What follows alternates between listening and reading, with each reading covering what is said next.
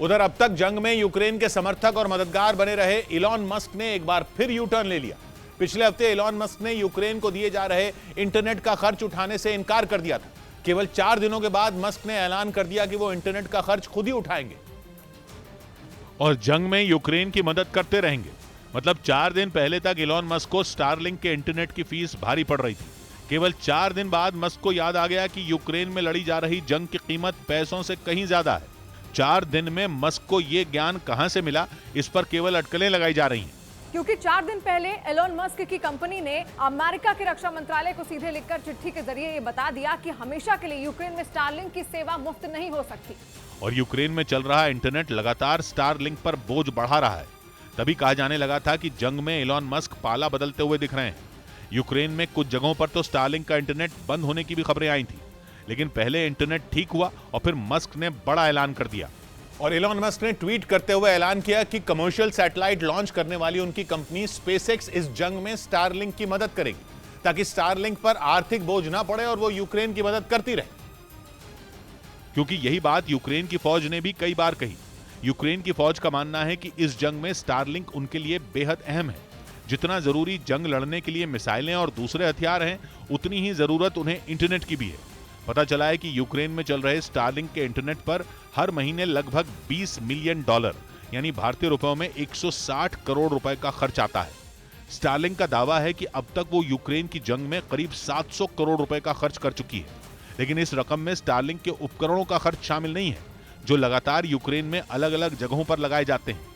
जितने ज्यादा इलाकों में इंटरनेट की जरूरत पड़ती है, उतने ही ज्यादा उपकरण लगाने पड़ते हैं। खबर है कि रूस की फौज जानबूझकर स्टारलिंक के उपकरणों को निशाना बना रही है। हर महीने सैकड़ों उपकरणों को बदलने की भी जरूरत पड़ती है। ऊपर से यूक्रेन की फौज की मांग बढ़ती जा रही है। उन्हें इंटरनेट की कवरेज बढ़ाने के लिए स्टारलिंक के उपकरण भी बढ़ाने हैं। यही वजह है कि जंग में इंटरनेट के खर्च का सटीक अनुमान भी लगाया नहीं जा सका है। लेकिन बिना इंटरनेट के यूक्रेन की मुश्किलें कई गुना बढ़ सकती हैं। यही वजह है कि स्टारलिंक की एक शिकायत के बाद कीव से वॉशिंगटन तक हिल गए।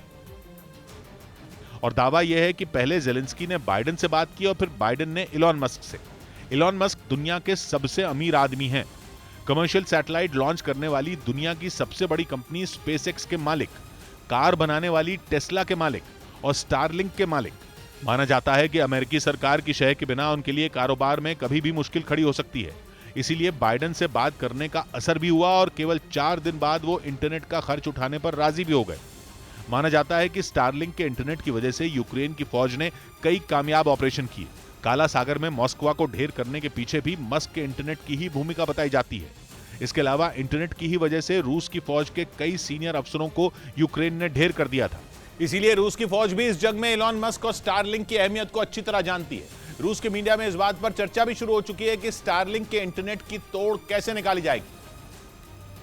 क्योंकि 10 दिन पहले ही रूस का मीडिया एक खास तरह के सैटेलाइट की तारीफ कर रहा था।